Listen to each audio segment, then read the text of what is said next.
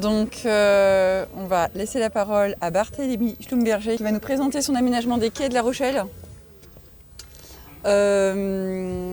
Moi, je n'avais pas compris que c'était à la fois cette partie-là et cette partie-là. Ouais. Je pensais que tu avais eu que la partie, je dirais, plus végétale. Non, depuis le... Donc en fait, l'ensemble. ça va du bâtiment là-bas, Rose ? De la place de la Motte Rouge. La place Qui de est la juste Motte Rouge. derrière le D'accord. bâtiment, on va démarrer de là-bas. Ouais. Ok, très bien. Donc voilà, Barthélémy, on te laisse te présenter. Bonjour à tous. Donc Barthélémy Schlumberger. Donc, je suis paysagiste, mais pas que. Alors il faut faire une petite présentation du cursus, Du etc. parcours. Donc moi j'ai fait l'école de Blois, l'école de paysage de Blois. C'est une école qui venait de se créer et donc ça permettait de ne pas avoir 2 ans de période préparatoire avant d'aller sur Versailles où Bordeaux n'existait pas encore en paysage. Si, déjà. Si. Non, Mais c'était comme Versailles, il fallait faire 2 ans. Voilà, c'était 2 ans. Et du coup, je me suis dit, j'étais en fac de biologie et je me suis dit, j'y vais, je tente. Et j'ai passé 5 ans super. Et ce qui était intéressant, c'est qu'on crée avec les enseignants la pédagogie de l'école, parce que c'était une école toute nouvelle. Donc c'était assez passionnant. Et en fin de diplôme, donc c'est 5 ans, en fin de diplôme, j'ai voulu bifurquer et continuer en recherche. Donc j'ai mis à peu près, j'ai fait un DEA à l'époque parce qu'il n'y avait pas de correspondance universitaire. L'école était trop jeune. Donc j'ai passé un DEA avec l'école d'archi de la Villette et Panthéon-Sorbonne à Paris. Et après le DEA, j'ai fait une thèse, enfin un début de thèse en contrat CIFRE. Donc c'est des contrats de chercheurs sur la question de l'eau. Voilà, et au bout d'un moment, j'en ai eu un peu ras-le-bol du doctorat et de la région parisienne. Et j'ai posé mes valises ici en disant c'est parti, je vais construire mon agence et démarrer. Voilà, pour la petite histoire. Et la thèse me suit toujours et j'ai créé une association, une ONG sur l'eau qui s'appelle Bleu Versant pour mettre en pratique directement ce que j'avais un peu vu en doctorat. Et on se balade avec l'équipe en France, à l'étranger, pour aider les collectivités, les territoires à s'adapter au changement climatique sur le thème de l'eau. Voilà pour ce que je fais. Donc j'ai une double casquette à la fois de gérant d'agence, donc c'est l'atelier de paysage Landescape que j'ai créé en 2006, et de directeur et fondateur d'une ONG qui s'appelle Bleu Versant, qui est aussi basée à La Rochelle. C'est par rapport à l'agence, l'ONG ? De plus en plus, Ouais. mais oui, de plus en plus. J'essaie de faire à peu près un quart-temps ONG et le reste agence. D'accord. Et moi j'ai une question, le choix de venir à La Rochelle, c'est pas une histoire, enfin tu peux ne pas répondre à la question déjà. Oui. Et puis sinon c'est un choix de vie, c'est une histoire personnelle avec. Je connaissais pas du tout La Rochelle, mais je suis né au Havre, donc ville portuaire maritime. Donc j'ai passé 5 ans à Blois, ensuite 5 ans à Paris. Je commençais à être un peu impatient de retrouver le bord de mer. Je voulais pas retourner au Havre parce qu'il y avait un côté retour en arrière. Pourtant c'est une magnifique ville que j'ai adorée et que j'adore toujours. J'ai essayé d'aller à Marseille, de voir un petit peu, etc. Et je suis arrivé ici. Mon épouse de l'époque a eu un job, ce qui fait qu'on s'est fixé ici et on a tout créé là, quoi. Et je suis assez content d'être ouais. installé là. Voilà, c'est un peu petit, mais on bouge et c'est bien. Ouais, mais il se passe plein de trucs. Il se passe plein de trucs. Là, il y a les agriculteurs sur le port, c'est génial. Est-ce que tu sais ce que c'est cet ensemble-là et est-ce Ouais. que tu sais ce qu'il va advenir Ah, ça, c'est un projet, ça fait partie des projets un peu iconiques qui traînent et qui retraînent et qui retraînent. C'est un ancien site de construction navale, donc plutôt industriel, qui est à l'abandon depuis une vingtaine d'années. Il y a eu plein de projets divers et variés, entre des projets immobiliers hôtel 4 étoiles qui sont fait retoquer, attaquer. Ça devait être un projet de centre culturel pour La Rochelle. Et à chaque fois ça retombe. C'est un peu un lieu maudit. D'accord. Mais il a été actif pendant... il y avait une guinguette qui a été là pendant 3 ans. Ça me fait penser au garage moderne, je ne sais pas si vous connaissez. À Bacalan, c'est vraiment le même principe avec la cour, l'arbre, C'est ça. Et ça a cartonné. Et ça a tellement cartonné que tous les cafetiers et bistrotiers n'étaient pas contents. Donc ils ont tout fait pour planter le truc. Voilà. Donc, voilà. C'est un territoire un peu en attente et qui va durer longtemps. Donc, là, je vais vous parler du PAPI. Donc c'est le nom, Programme d'action et de prévention des inondations, qu'on appelle GABU La Rochelle. Donc l'origine de ce projet, c'est la tempête Xynthia en 2010. Personne n'avait vu venir le coup. À 4 h du matin, il y a eu une conjonction entre marée coefficient de haute mer, tempête assez forte. Et les deux sont arrivés au même moment, ce qui fait qu'on a eu 80 cm de plus que la normale. Et le lendemain matin, on s'est réveillé. Ce qu'il faut imaginer, c'est que l'eau est arrivée à peu près ici, partout sur tout le port, sur tout le quartier des Minimes. Tous les pontons, vous voyez que les bateaux, c'est arrivé au-dessus des pontons, enfin des piliers de pontons, et on retrouvait les quais qui étaient les bateaux sur le quai, enfin c'était le chaos. Ça a mis à peu près 3 ans pour faire différentes analyses coûts-bénéfices. Ça c'est un petit peu la procédure pour analyser la collectivité n'a pas l'obligation de faire des protections collectives. Elle pourrait très bien laisser chaque habitant, chaque riverain se débrouiller tout seul, se mettre aux normes par rapport au risque de submersion. Le choix a été pris de faire un aménagement collectif. C'est des montants qui sont c'est des projets qui sont fortement subventionnés par l'État, par la région, par le département. Et le choix a été fait de faire une protection collective sur ce bassin de risque. Donc il y a 3 bassins de risque. Donc ça correspond avec la topographie des quais et de la ville. Le premier bassin de risque qu'on est dedans, c'est Gabu-Ville-en-Bois. Donc ça part, vous allez voir tout à l'heure, de la place de la Motte Rouge. Ça file jusqu'au bout des Minimes et c'est tout le quartier des Minimes qui est le premier bassin de risque. Le deuxième, c'est tout le centre-ville, jusqu'au casino, parce qu'après ça remonte topographiquement. Et ensuite, on a un dernier quartier bassin de risque, c'est Port-Neuf, qui est un ancien marais. Donc là, on est sur ce bassin de risque. Donc on a travaillé, donc on a répondu à cet appel c'est un appel d'offres, avec une approche assez singulière sur la question de la résilience au sens psychologique, l'après-catastrophe, en disant que c'était un projet qui était tellement... le traumatisme était encore très vif. Souvent, on travaille sur des zones à risque où il y a eu des inondations il y a 100 ans, 150 ans. Là, c'était très frais, ça faisait 2 ans. Et on a voulu travailler sur de la co-conception et en prenant la base du traumatisme urbain comme écriture et comme moteur principal. Et je pense que c'est aussi pour ça qu'on a été pris. Pourtant, il y avait des grosses structures qui étaient en face de nous. Et ils nous ont donné un peu la capacité à pouvoir faire ce projet. Ce qui est intéressant, c'est que le cahier des charges demandait à un paysagiste concepteur mandataire. Donc c'est un marché à 8 millions d'euros, ce qui est assez rare dans nos métiers. C'est pas tous les jours qu'on a des projets de cette envergure. Et il demandait un paysagiste concepteur mandataire d'une équipe regroupant des bureaux d'études de modélisation de submersion, donc maritime, des ouvrages de génie civil, parce qu'il y a tout un volet protection technique d'ouvrages maritimes à intégrer.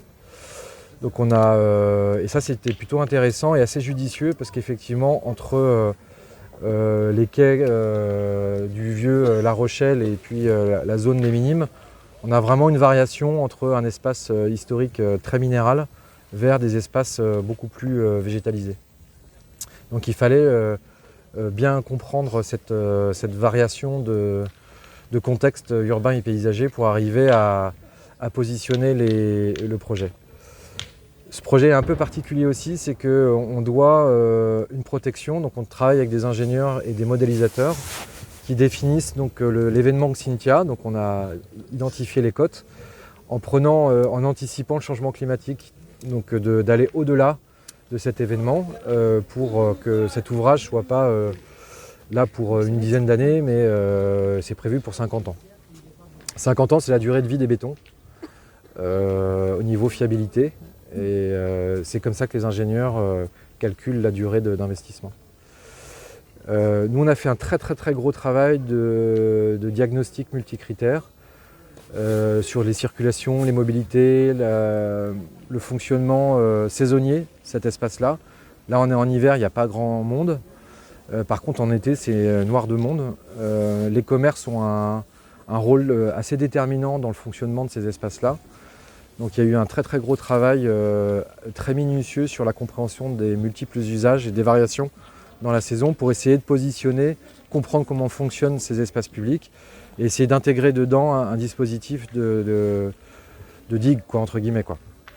Ça c'est le premier point. On a eu énormément de négociations avec les commerçants. On a fait aussi des propositions assez radicales en termes de mobilité. C'est-à-dire que vous allez voir derrière, c'est un parking immense au pied de la tour Saint-Nicolas. Et on a travaillé sur des arrêts complets de circulation, des changements de circulation, avec des trafics différents. Et tout ça a été assez laborieux pour permettre finalement de se donner les moyens de faire un espace public qualitatif. Et là, le prisme, c'était... et là, je ne sais pas si vous avez vu, l'ouvrage en tant que tel, la digue, c'était de ne pas faire une digue et au contraire de faire un espace public qui intègre le système de défense en cas d'alerte. Donc la réponse a été complètement multiple, c'est-à-dire que ce n'est pas un ouvrage qui fait digue partout, mais au contraire, vous verrez, on a inventé des dispositifs qui s'intègrent complètement à l'espace public, qui répondent aux usages, pour que ce ne soit pas l'ouvrage maritime qui prédomine, mais au contraire l'espace public, ses usages et sa qualification qui prédominent sur la partie technique et sécurité. Donc là je vais vous emmener depuis le début. C'est un système de bâtard d'eau, ensuite on a un système de clapets. On a refait les quais en intégrant des clapets qui se lèvent en cas d'alerte. Ensuite, on a travaillé sur des vestiges. Il y a eu 2 mois et demi de recherche archéo pour retrouver les anciens remparts de La Rochelle. Et on a choisi de créer un ouvrage avec une densité de pierre similaire à un mur-poids sur l'ouvrage historique. Donc c'était vraiment passionnant. Ça a vraiment changé l'écriture du projet. Par ici, vous avez des systèmes de bancs qui se lèvent. On a mis en étage pour éviter que ça casse l'espace public et qu'on ne voit plus la mer. Donc c'est des systèmes amovibles. Là c'est pareil sur le pont, on a un système différent avec des embases qui sont pleines et qui font ouvrage. Donc on a redimensionné structurellement le pont. Et puis ensuite c'est sur tout le quai que vous voyez là-bas, on a travaillé avec l'altimétrie du quai en termes de réponse. Devant la médiathèque, le quai était initialement le plus haut. Il y avait 30 cm à aller chercher, donc c'est la route qu'on a surélevée. Donc on a travaillé sur une route qui s'élève et finalement c'est le parvis qui chevauche la route et qui fait ouvrage.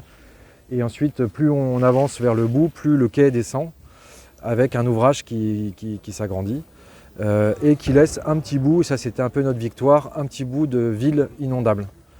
On a fait un travail de concertation, donc là avec mon autre casquette d'ONG, avec un dispositif qu'on a appelé les arbres bleus.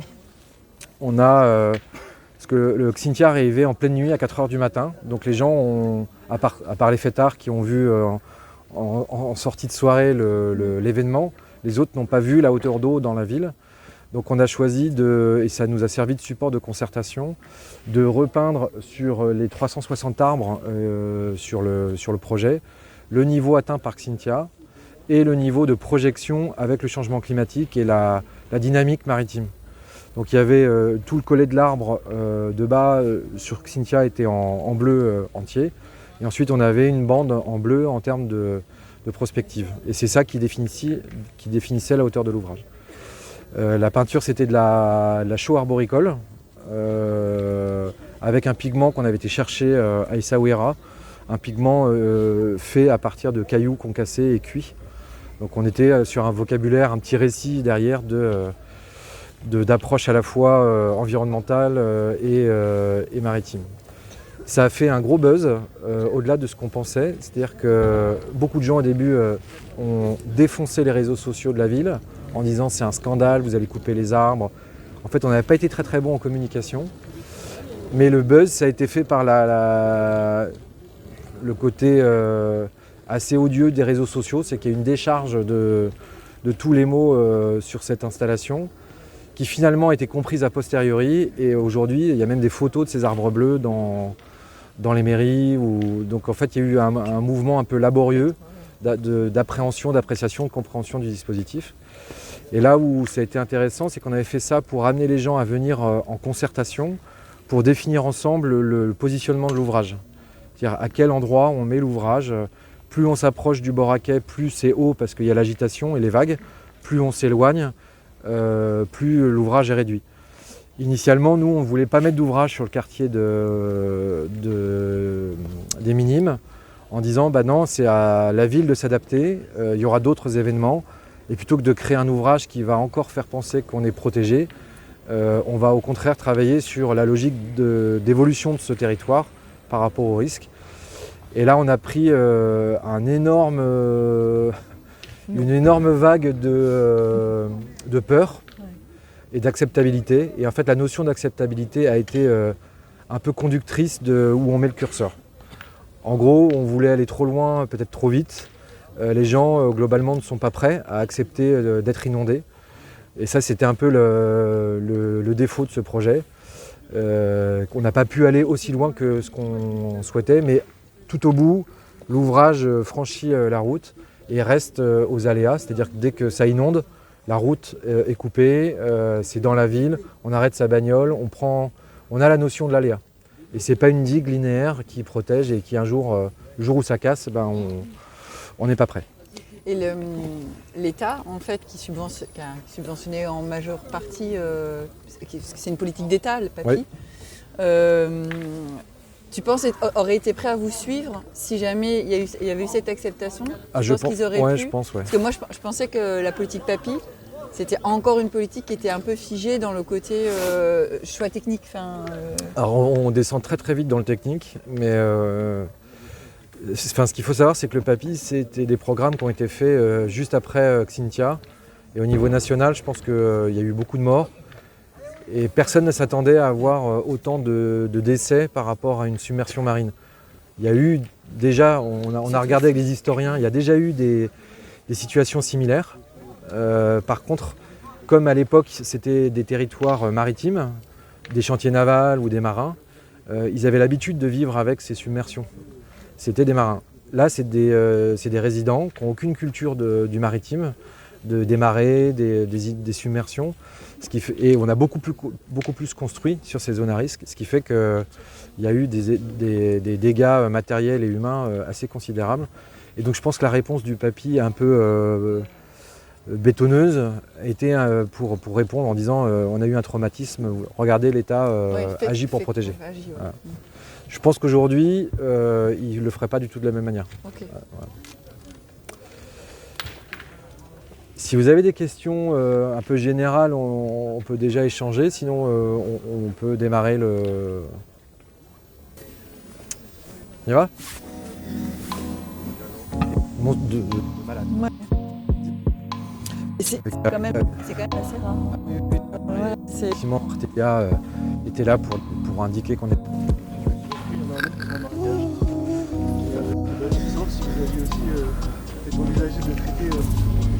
Donc là on est au début, pour ceux qui ont le plan, on est au début de l'ouvrage. Donc l'ouvrage en fait, vous voyez le poteau en cortène là-bas près du café magasin général. Ouais. Et il y a une trappe métallique en dessous. Donc ça c'est le début, on vient frapper la façade et c'est le début du bassin de risque. Donc ça va de là tout au bout des Minimes. Une ligne de 1,50 m de haut, comme une digue. Donc ce qu'on voit, c'est qu'on a dû s'adapter évidemment ou parfois modifier les usages. Donc là, ce que vous voyez, c'est les systèmes de trappe. Donc il y a deux choses. Il y a le linéaire, il faut que ce soit parfaitement étanche sur 1,6 km. Il faut que les services techniques puissent en moins de 8 heures mettre en œuvre le dispositif de protection. Mais en même temps, on voit bien que mettre une digue, alors idéalement une digue c'est parfait parce qu'il n'y a pas besoin de grand monde pour protéger, mais en système urbain dense comme celui-ci, on a été obligé d'avoir des ouvrages différents. Donc ce que vous voyez là, c'est la longrine béton. Et en fait, en cas d'alerte, ils viennent mettre des plots avec des bâtards d'eau pour fermer. Donc on a essayé de... Oui, c'est les agriculteurs là, qui sont sur le port. Donc ce qu'il faut imaginer, c'est qu'en cas d'alerte, il y a 8 personnes qui sont formées chaque année pour mettre en place les dispositifs amovibles. Et la demande, c'était d'essayer d'avoir le maximum d'ouvrages fixes pour réduire le temps d'intervention.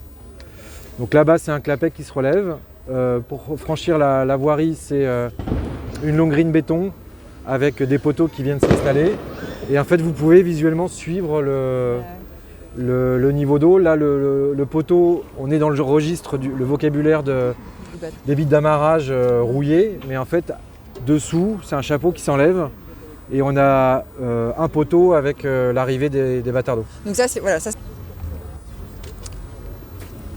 un sujet qui est redondant sur plein de territoires, les bords de Loire avec les quais plantés, patrimoniaux, donc les quais classés, et la sécurité des digues, en fait l'entretien de ces systèmes qui sont très vieux.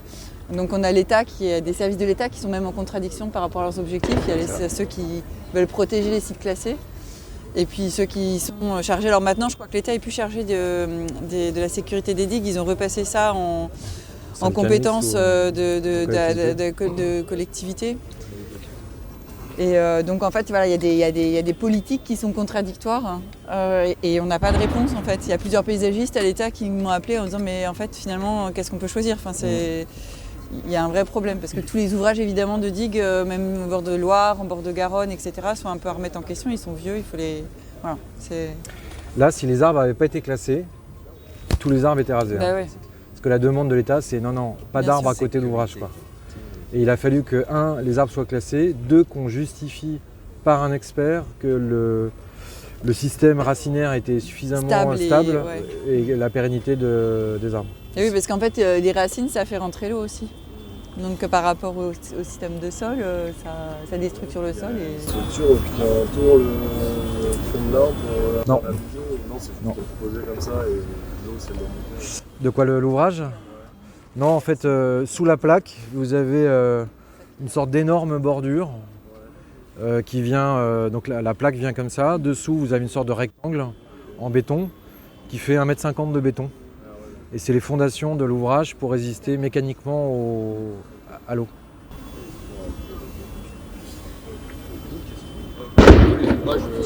Là-bas, comment est-ce que ça se passe entre le paysagiste et j'imagine les bureaux d'études plus spécialisés?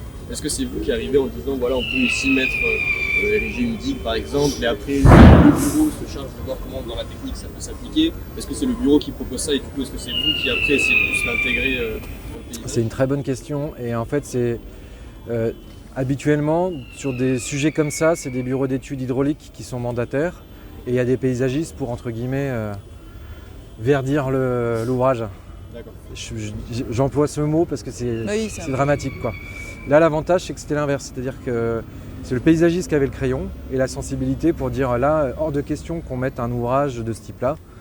Et on demandait au bureau d'études et on a bossé avec eux pour designer des ouvrages qui techniquement avaient les mêmes propriétés mécaniques mais qui s'intégraient beaucoup mieux dans l'espace dans lequel on était. Ça se fait mutuellement.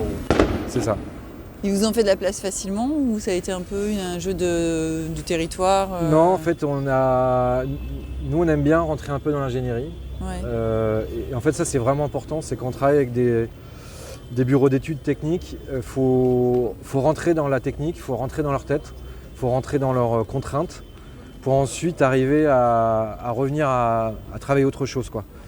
Et du coup, comme on leur a proposé de travailler sur des conceptions complètement nouvelles, il y a une espèce de stimulation tiens, on va sortir des sentiers battus et on va s'auto-stimuler entre nous pour...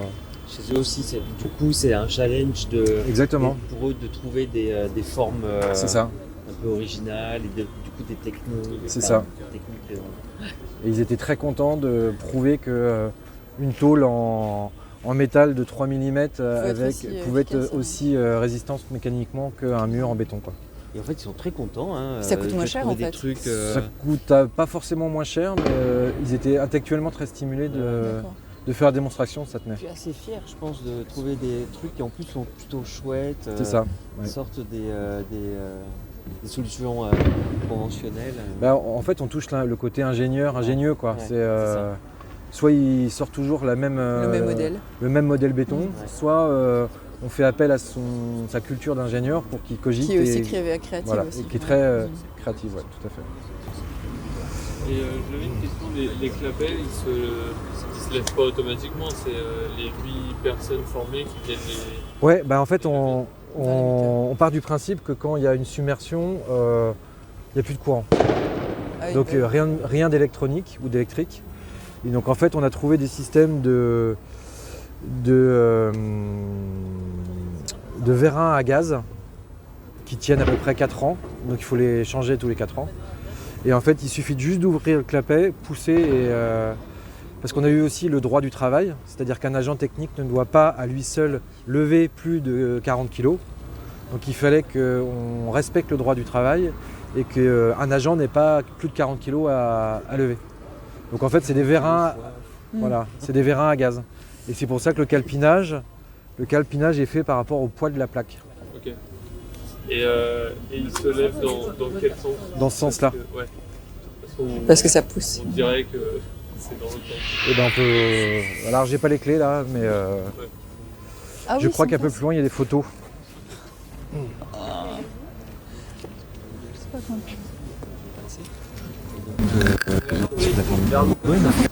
Non, il se lève comme ça. Tac. Ils viennent se mettre contre la barrière? Ils viennent se mettre droit, ouais. La jonction, il y a un. Donc ça vient comme ça, il doit y avoir un bâtard d'eau qui vient ici. Je me souviens plus exactement, ça fait un moment. Mais tout est étanche. Hein. Vous avez eu des cas réels ou ça s'est avéré efficace? On a eu depuis, on l'a livré en 2018, il y a eu 3 alertes. Mais sur la 3e alerte, on a vu que ça fonctionnait bien là-bas. Par contre, on n'a jamais eu d'eau encore ici. J'attends le jour où pour voir si ça marche. Est-ce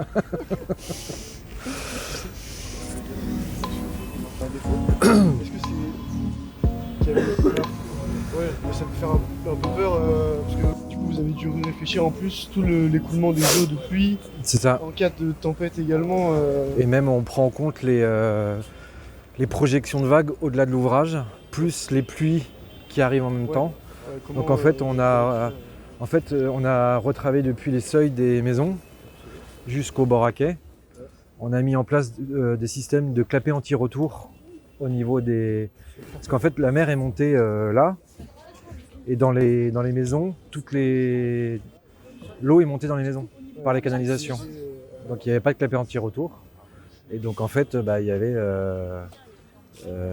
toutes les toilettes qui débordaient, l'eau qui rentrait dans les baraques. Il n'y avait pas de clapet anti-retour. Donc en fait, ce qu'il faut voir dessous, c'est qu'on a tout ouvert. On a refait tous les réseaux. On a mis des clapets anti-retour partout. On a redimensionné le réseau d'eau de pluie que vous ne voyez pas pour être capable de prendre à la fois la pluie plus un débordement de l'ouvrage.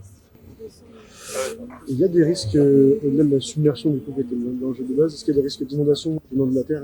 Oui, c'est ça. En fait, on prend des phénomènes qui se cumulent, à la fois une pluviométrie très forte, donc une inondation en ruissellement urbain, plus la submersion marine. Donc là, vous voyez la continuité au sol. Donc là, on a refait tous les quais avec notamment les pavés qu'on a repris sur site. Donc tout a été déposé, reposé. Le bâtiment a été repris puisque le bâtiment, vous le voyez, il est hors zone protégée, entre guillemets. Donc en fait, on a travaillé, dans l'équipe, il y avait une architecte du patrimoine. Elle a travaillé sur le bâtiment pour mettre le bâtiment... donc on a repris toutes les fondations, mis des clapets anti-retour et toutes les menuiseries pour que les menuiseries, donc les fenêtres, aient une résistance mécanique à la poussée de l'eau. Donc là, et ce bâtiment est un bâtiment classé, donc architecte des bâtiments de France. Donc ouais, c'est comment refaire l'ouvrage. Il est hors ouvrage, donc il faut qu'il soit autonome en termes de structure. Donc là, on arrive sur un endroit très particulier, c'est le parvis de la Tour Saint-Nicolas. Ce qu'il faut imaginer, c'est qu'avant, il y avait un immense parking gratuit, donc c'était top pour les automobilistes. Par contre, c'était pas terrible et comme dans tout projet en site ancien, il y a des fouilles archéologiques préventives. Alors, ça embête tout le monde, ça coûte cher, voilà. Mais nous, on a vraiment pris un kiff énorme. On est resté 2 mois avec les chercheurs de l'INRAP, parce qu'en fait, ils ont donc dessous, il y a la continuité du rempart. Parce qu'en fait, le rempart continuait comme ça, rentre dans la ville, on voit un petit morceau de rempart. Et à cet endroit-là, le rempart avait été rasé et il y avait un parking. Et en fait, on a travaillé avec eux. Ils ont relevé les traces de repas des Rochelais à l'époque médiévale. Donc on avait le climat, les menus des Rochelais, d'où ça venait.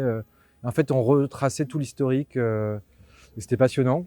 Et c'est ça qui nous a poussé à faire cette proposition. Ce que vous voyez, le mur en calcaire, c'est un ouvrage technique. C'est le niveau de... Alors il n'est pas droit parce qu'on a on a travaillé avec l'architecte des bâtiments de France. Il fait office d'ouvrage. Donc, et on est exactement à l'aplomb du rempart qui est dessous, le rempart historique. Et en fait... Pardon. Vous n'avez pas eu de problème à construire sur... Ah si, plein. Mais alors là, pour le coup, c'était l'architecte du patrimoine qui était avec nous et les ingénieurs béton qui ont travaillé sur comment en fait se mettre sur la rase supérieure des remparts historiques pour assurer la structure, la fondation de cet ouvrage-là. Et on est allé chercher un calcaire hyper dense pour que là, du coup, il n'y a pas de fondation. Ils sont posés pour que ça fasse mur-poids. Et en fait, ça se calcule. Et donc, on a dû chercher pendant plusieurs mois la carrière avec la bonne veine de calcaire qui arrivait à avoir la densité pour faire mur-poids. Est-ce que vous ne pouvez pas faire de fondation pour des... Bah non, c'est ça. Donc, on a fait une couche d'arase. Et ensuite, on a posé les blocs dessus. Donc voilà, c'est pour ça que vous voyez la longrine qui arrive et on a un élément métallique, c'est un capot. On l'enlève et on vient mettre la longrine dedans et après c'est le mur-poids qui... Et au niveau paysage, on a laissé une petite trace au sol, vous verrez en cortène, c'est assez fin. On a mis un panneau pour voir. Et en fait, c'est vraiment derrière le rempart, il y avait les magasins des marins où ils faisaient le cordage. Et c'est là où on a retrouvé tous les restes alimentaires et vestimentaires de l'époque. Ouais, ça doit être passionnant. Je crois qu'il y a une photo là. Ouais. Mmh. Voilà, il y a une photo des recherches archéo qui a été faite pendant le chantier.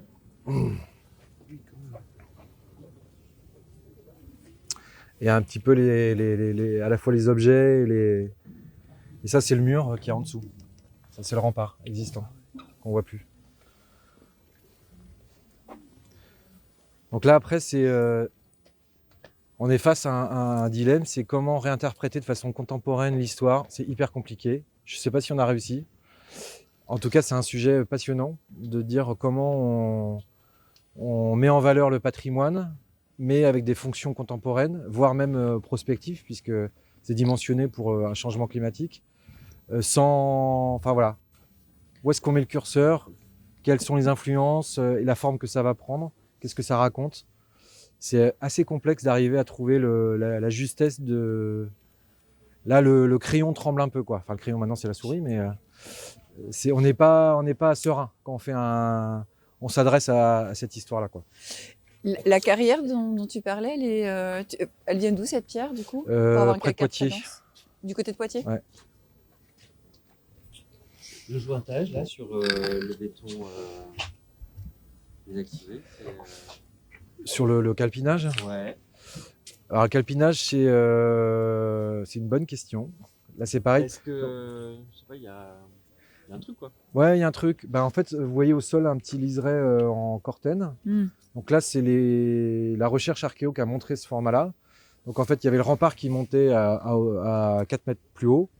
Et là, en fait, c'était les anciens magasins. Il y avait une sorte de double rempart. Et en fait, le calpinage reprend cette ventilation de cellules des magasins qu'il y avait derrière le rempart. C'est assez discret. Ouais, c'est comme un petit fil de plan. Ouais, c'est ça. C'est le petit kiff du. Hein. C'est ça. On trouvait qu'on avait été assez quand même assez bavard dans cette écriture-là. Fallait pas trop en rajouter non plus.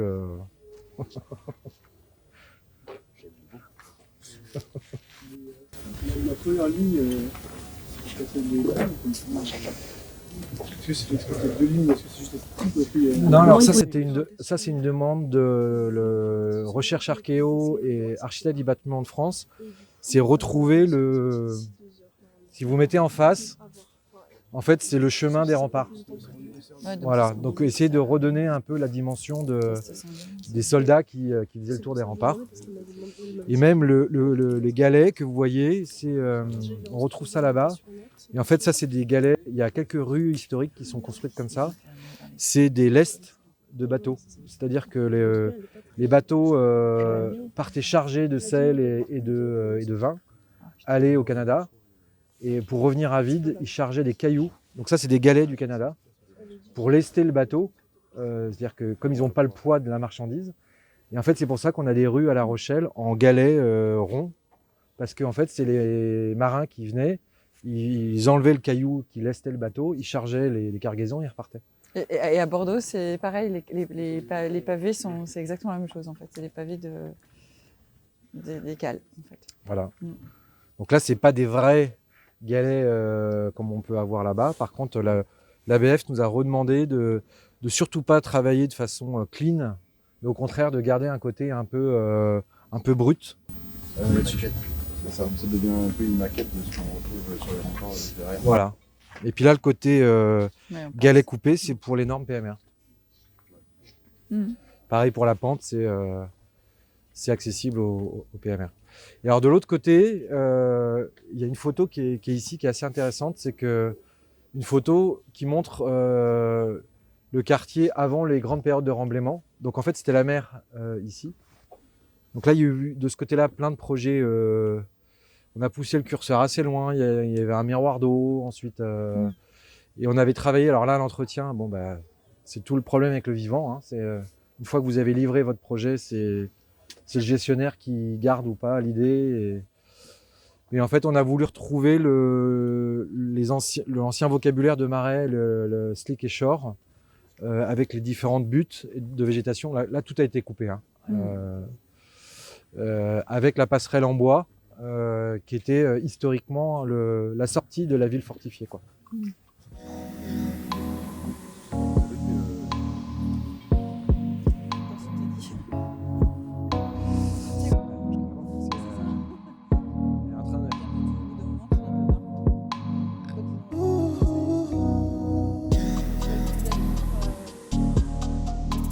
Là, vous voyez dans l'herbe, le trait, c'est les fondations des bâtardeaux. Donc on utilise la tour Saint-Nicolas comme ouvrage. Et là, les bâtardeaux, c'est là où les bâtardeaux sont le plus haut. Ils font quasiment 2 mètres. Parce qu'on voit bien qu'on est pile en face de l'entrée maritime. Et c'est là où la hauteur d'eau est la plus forte. Et sur le milieu, c'est pareil, ils ont inséré Ouais. C'est ça. Donc là, ce que vous voyez, c'est il y a 2 niveaux. Il y a un niveau bas, ce qu'on a voulu en termes d'usage, pas avoir un ouvrage de 1,50 m. Donc on a fait un premier niveau pour faire intégrer les assises, donc éviter d'avoir du mobilier. Voilà. Donc ça fait office de banquette. Il y a 40, ouais. Et ensuite un deuxième niveau où vous voyez du bois par-dessus. Donc là, c'est un autre système qu'on a inventé. Donc en fait, le béton que vous voyez, c'est les fondations. Et la banquette se rehausse, comme les clapets que vous voyez là-bas. Et donc en cas d'alerte, il relève tout. Et on a les mêmes propriétés mécaniques qu'un mur, qu'une digue, quoi. Alors en fait, derrière le bois, il y a du métal. Et pareil avec des vérins à gaz derrière. Et là, on a retravaillé toutes les évacuations du bâtiment, puisqu'on s'appuie sur le bâtiment pour faire ouvrage. C'est-à-dire que vous voyez la ligne, elle passe sur le bâtiment, donc il a fallu renforcer les fondations. On est parti en sous-fondation soubassement pour être sûr qu'on ait les mêmes résistances mécaniques. Même chose avec le petit bâtiment là-bas. On a changé les vitrages, on a renforcé les fondations parce que c'est le bâtiment on s'appuie sur le bâtiment. On est chez qui là au niveau de domanialité? On est sur le domaine public maritime. D'accord, donc c'est pas à la ville. Alors, c'est la ville est gestionnaire, mais la propriété c'est l'État, C'est ouais. l'État. Domaine public maritime. Parce que je trouve que quand même ils vous ont suivi quand même sur ces solutions qui n'existent pas, que vous avez inventées, et généralement ils aiment bien avoir des choses avec des certitudes de... Bah, c'est là où on a fait bosser les ingénieurs. Eux ils ont vraiment travaillé... Nous on y croyait, on a bossé avec les ingénieurs à fond pour les pousser jusqu'au bout, pour qu'ils sortent les certificats qu'elle est bien quoi. Mais l'avantage qu'on avait, c'est qu'on avait quand même l'ABF qui était très présent. Et il nous a permis de sortir des choses comme ça. Je pense que si on n'était pas en site classé, Oui, ça aurait été compliqué de... ça aurait été compliqué Le rapport de force aurait été Ouais. sans doute on différent. serait senti un peu seul quoi. Ouais. J'entends. On avance? Allez, c'est parti. Juste une question. C'est quoi en fait? Ah oui. Je pense que c'est pas les travaux, mais. Ah, ça, c'est très bonne question. Ça, c'est des tests de béton. C'est l'école d'ingénieurs de La Rochelle qui met des échantillons de béton pour voir l'oxydation des bétons par rapport au sel marin. Parce qu'en fait, il y a la mer, mais il y a aussi l'eau saumâtre qui est qui est au niveau des nappes, ici. On est au bord de mer et changement climatique, rehaussement du niveau marin. Donc il y a le biseau salé, je ne sais pas si vous en avez entendu parler. Donc en gros, le biseau salé, c'est il y a les nappes d'eau douce. Quand on arrive au milieu marin, sous la mer, il y a des nappes d'eau salée. Et ça fait un biseau en biais. Et s'il y a moins d'eau, ou si d'eau douce, ou s'il y a moins de... Enfin, si la mer s'élève, le biseau salé remonte. Ce qui fait qu'en fait, comme on est un pays très plat, l'eau saumâtre, la salinité de l'eau, va parfois à plusieurs kilomètres dans les terres. Et il y a des agriculteurs qui ne peuvent plus cultiver parce que l'eau est devenue salée. Et c'est vrai que le changement climatique, c'est un truc qui va être majeur. Hein. Voilà. Et donc du coup, comme les fondations des bétons sont dans le sol, salin, il y a une oxydation qui est très forte des bétons. Et ils font des tests d'oxydation de béton.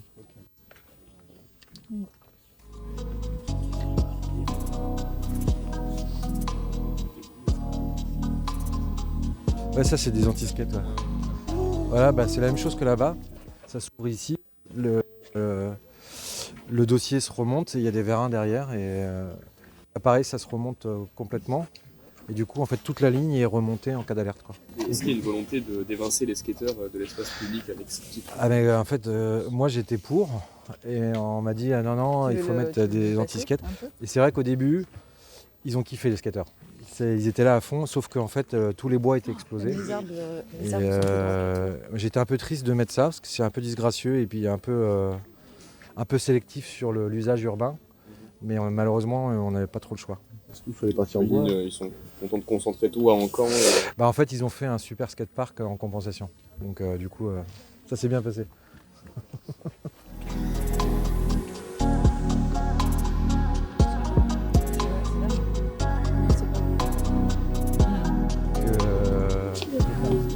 Vous avez pu réfléchir à adaptable à un possible changement des côtes ou pas? Ou c'est selon le scénario le pire et donc on part là-dessus Là, le scénario, c'est Cynthia plus 60. Donc en gros, c'est 2100 quoi. Et ça, c'est aussi la durée, la garantie des bétons, c'est 50 ans. Donc voilà, normalement, dans plus de 50 ans, on devrait réfléchir à... Et en fait, normalement, ce type d'aménagement devrait laisser le temps à la ville de dire une fois qu'il n'y aura plus d'ouvrage, il devrait être prêt. Mais alors... Ouais, c'est ça que... Faut pas en parler. Donc vous voyez là, c'est la maison qui fait ouvrage, enfin la façade. Donc elle a été renforcée. Vous voyez que on retrouve les platines au sol. Donc ici l'ouvrage, là la platine qui tourne comme ça. Et c'est pour ça que vous voyez de ce côté-là, l'embase de garde-corps est pleine. J'ai une question parce qu'après, elle est ajourée. Oui. Et on a un clapet. On a mis un clapet. Donc c'est là. Là, en fait, en cas d'alerte, l'écluse se lève. Elle monte à quasiment 2 mètres. Donc c'est pour ça qu'on le voit là. Tout ça, ça se lève. Ok. Et là, il y a une porte qu'on a dessinée, qui est amovible, qui vient se fixer sur Qui fait la jointure. qui fait la jointure. On l'a des deux côtés. Et donc là, c'était d'une complexité Ouais. parce qu'il y avait le poids du pont, les résistances mécaniques qui sont descendues hyper loin pour fonder le. Voilà, et l'ouvrage est là, quoi. Ça se lève par quel moyen? Parce que ça fait, C'est des vérins. Les vérins qui sont à l'intérieur. À l'intérieur, ouais. Ah ouais, c'est énorme. Ouais, c'est énorme. super, il est trop lourd. Et là, ils ont renforcé les vérins qui sont derrière. Ils sont énormes parce qu'en fait, à Xynthia, la porte de l'écluse s'était ouverte. Ouais. Elle s'était pliée même. J'avais une question, comment vous gérez l'étanchéité sur les pavés? Parce que là, c'est tout. C'est des joints nervés surtout. Ah non, tous les joints sont. Sont en dessous, On a laissé un peu de creux. Caoutchouc, Ah non, c'est un béton, mais c'est un béton avec un peu de souplesse dedans. Et dessus, on n'a pas toujours mis jusqu'en haut pour garder un peu le côté enherbement naturel. Par contre, structurellement, tout a été repris. Et même le quai a été repris. Il y a eu un échafaudage pendant 3 mois. On a repris les pierres du quai pour être sûr que, comme l'ouvrage, on vient vraiment, c'est la maison. Ouais. Il fallait être sûr que l'eau ne rentre pas par le quai, affouille ou fasse tomber la hauteur d'ouvrage. Donc en fait, même le quai a été repris Ok. à cet endroit-là. Là. Non, mais je veux dire l'ouvrage que vous venez Le bâtardeau qui vient dessus, Ouais. il y a des joints caoutchouc. Ouais, ok, c'est ça. Donc en fait, elle est partie métallique, Ouais, il donc les, ça il prend les la pose forme et ensuite il y a un système de presse. Et les joints métalliques viennent absorber toutes les petites nuances du sol. Et donc l'entraînement, tous les ans? À peu près tous les ans, ouais. Donc ils mettent 8 heures Ils mettent 8 heures. à installer tout ça? Ouais. Ok. Et ça, moi j'aime bien. Ah bah ouais, moi j'aimerais bien voir ça quand même. Et bah, quand j'ai l'info, je vous appelle. Ah ouais, carrément. Parce que je pense qu'on doit bien comprendre, enfin là, pour Ah le oui, coup, oui, oui. parce que ce qui paraît hyper difficile quand tu racontes ça, c'est de voir la continuité en fait Ouais. du système. Là, on a l'impression qu'il y a des creux, qu'il y a des... Oui, que c'est pas étanche, que c'est.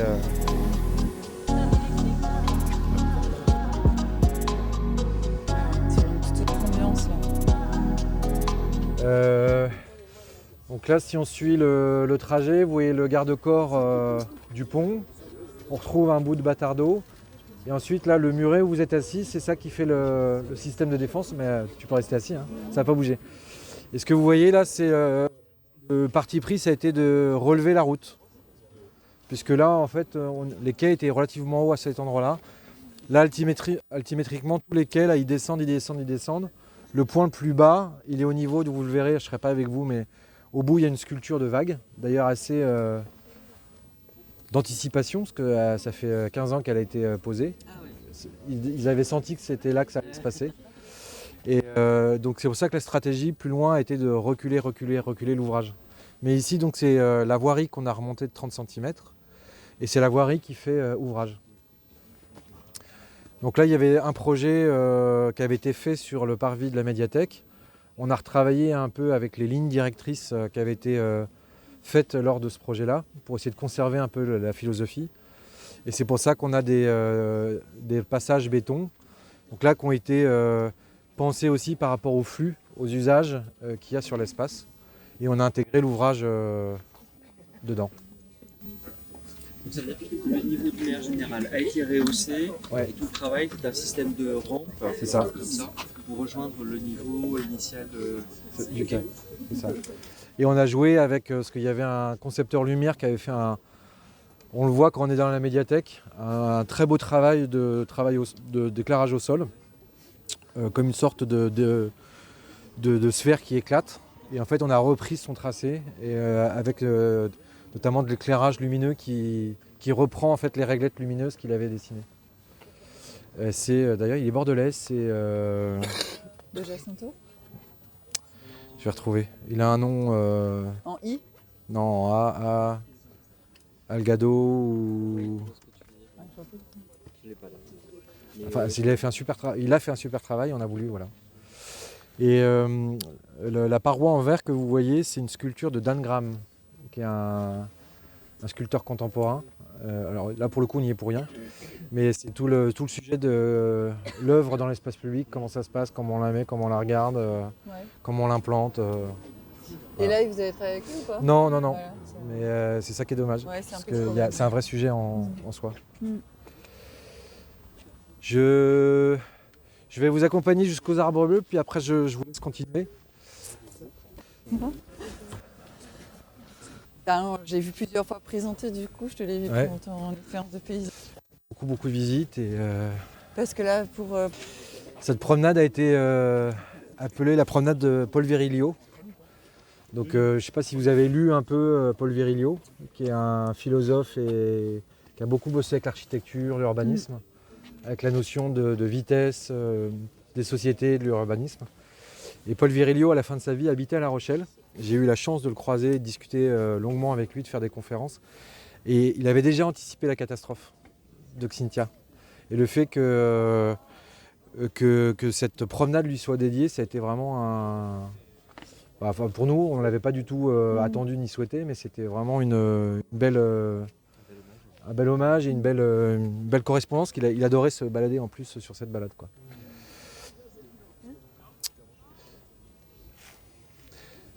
On va le voir là-bas, mais là vous le voyez de face.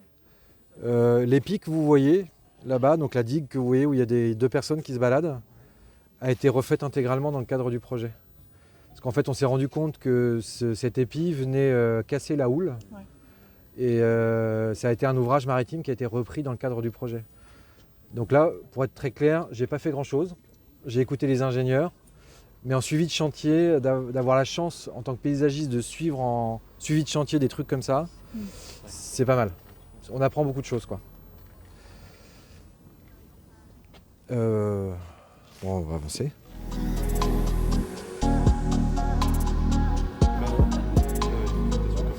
Ouais. Elle est sympa la poubelle, hein. Vous en pensez quoi? Bien, pas bien Vous pouvez dire, hein. Elle est dégueulasse. Alors, d'accord. Très sincèrement, il y a beaucoup pire. Il y a pire. bien pire. C'est pas un critère, mais il y a vraiment plus Bon. verru que ça, quoi. Donc pour l'anecdote, dans ces dispositifs de platelage, on avait fait un super design de poubelle. C'est-à-dire qu'on avait intégré dans le platelage des poubelles hyper bien dessinées, on s'était fait chier, c'était nickel. Syndicat des salariés de la ville, faire ce geste n'est pas possible. Donc toutes nos poubelles qui étaient posées, réceptionnées, ont été bloquées, on a dû refaire le platelage. Et c'est la ville qui a choisi, avec le syndicat, le modèle de poubelle, qui est totalement disgracieux, absolument pas intégré. Alors, c'est un peu en cortaine, c'est mieux que le truc en plastoc, quoi. Mais en fait, ce que ça veut dire, c'est qu'on avait pourtant été hyper loin dans la prise en compte des usagers, mais ça, on l'avait loupé. Voilà. Peut-être qu'aussi, il faut savoir des fois un peu lâcher. Ah bah là, on a lâché. Il y a des choses qui de toute façon nous échappent, donc... La raison, c'est que en fait, d'un point de vue ergonomique, c'était pas pratique. Il pouvait se faire mal au dos, ce qu'on peut entendre, hein. Mais du coup, voilà, il y a une incidence sur le projet, quoi. Et on pensait avoir été jusqu'au bout, avoir purgé, compris tous les usages. Et en fait, on en loupe toujours un paquet, quoi. Parce que la différence de niveau, elle était plus basse en fait. Ouais, puis t'es obligé Non, en de te fait, pencher. il faut se pencher, ça. quoi. Alors que là, ils sont... Ils ouvrent, ils prennent le sac. Oui, puis t'étais pas très vigipirate non plus, enfin tout ça aussi. C'est vrai. Là au moins tu vois bien le sac, quoi. Tu vois s'il y a une bombe ou pas. Voilà.